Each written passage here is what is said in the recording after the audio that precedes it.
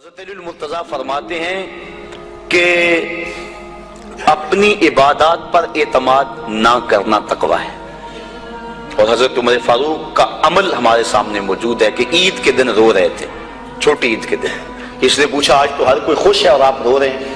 کہا مجھے نہیں پتا کہ میرے روزے قبول ہوئے ہیں یا کہ نہیں، اگر قبول ہوئے تو پھر میرے لیے خوشی کی بات، اور اگر قبول نہیں ہوئے تو میرے منہ پہ مارے گئے۔ اس لیے میں چونکہ قطعاً جانتا نہیں اس لیے رو رہا ہوں کہ پتہ نہیں میں کن لوگوں میں سے ہوں۔ حضرت بایزید بسطامی سے کسی بڑھیا نے پوچھا تھا، حضرت ایک مسئلہ تو بتاؤ۔ پوچھا کیا؟ کہا میرے گدھے کی دم اچھی ہے یا آپ کی داڑھی اچھی ہے؟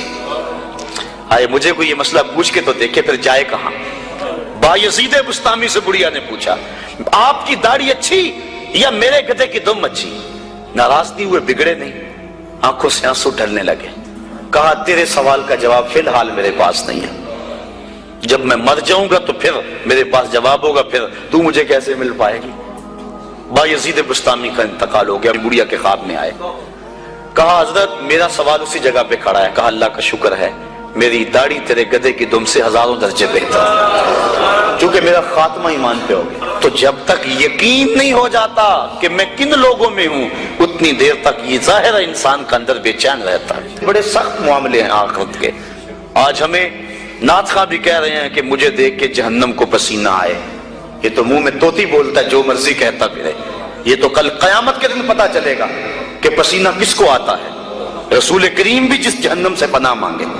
کبھی جنت کا تمسخر اڑایا جاتا ہے، ہورے تو کیڑی جنت کا کرنا ہے تذکرہ، اسی جنت کا جس کو رسول اللہ ہاتھ اٹھا کے مانگتے رہے، اسی جنت کا تذکرہ کر رہے ہیں جس کے لیے حضور کا اشتیاق تھا، اسی جنت کی آرزو کر رہے ہیں جس کے لیے حضور نے فرمایا جب اللہ سے مانگو تو جنت فردوس مانگو۔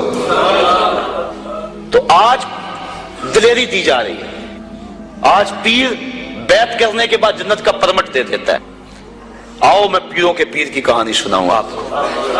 حضرت شیخ سعدی شیرازی فرماتے ہیں کہ ایک بندہ مطاف میں کنکروں کے اوپر پیشانی رکھ کے زاروں کے تار ہو رہا ہے، اور کیا کہتا ہے اللہ مجھے معاف کر دے، نہیں تو قیامت کے دن اندھا اٹھانا، میں تیرا کیا تیرے بندوں کا سامنا بھی نہیں کر سکتا۔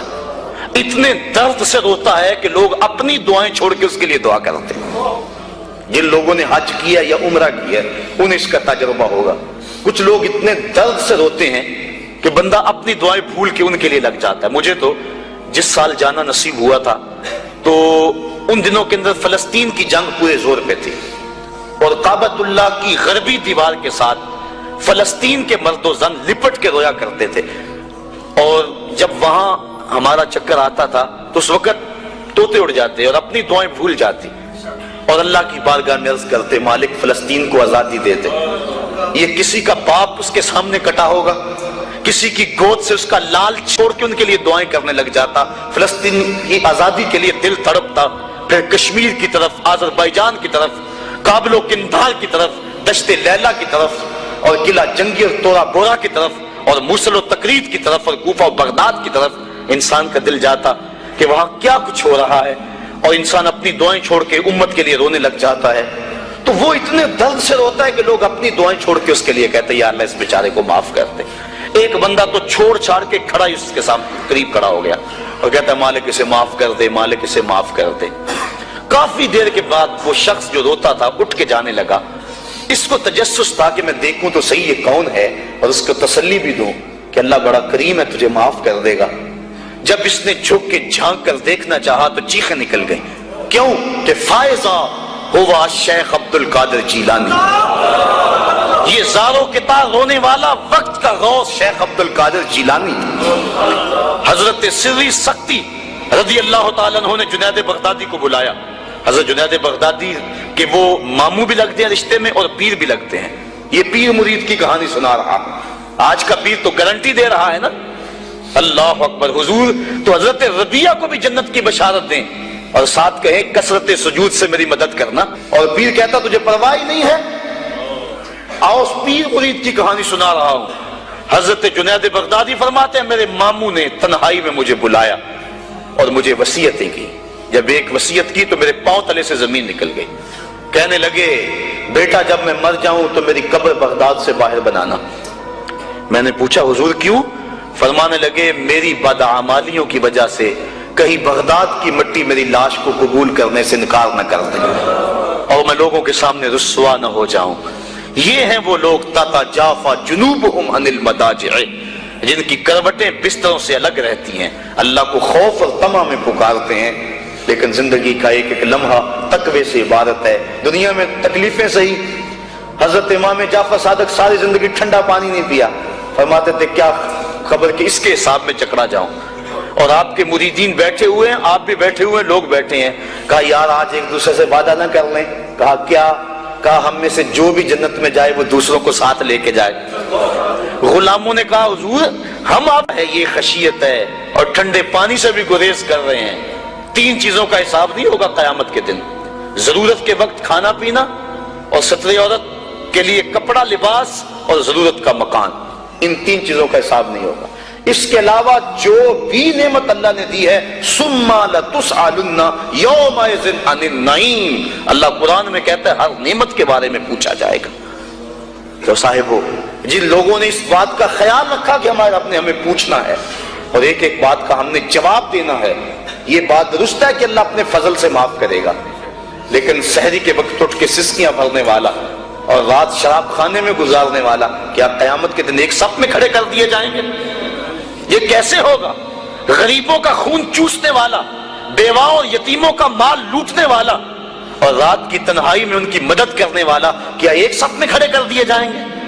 ایسا کیسے ہو سکتا ہے؟ تو صاحب وہ تقوی ہے کہ انسان اپنی زندگی کے ایک ایک قدم کو بچا بچا کے رکھے کہ میں اللہ کی ناراضگی سے بچ جاؤں، اور دنیا کو اس نے مشکلات میں ڈال دیا۔ آج کہتے ہیں دین پہ عمل کرنا بڑا مشکل ہے۔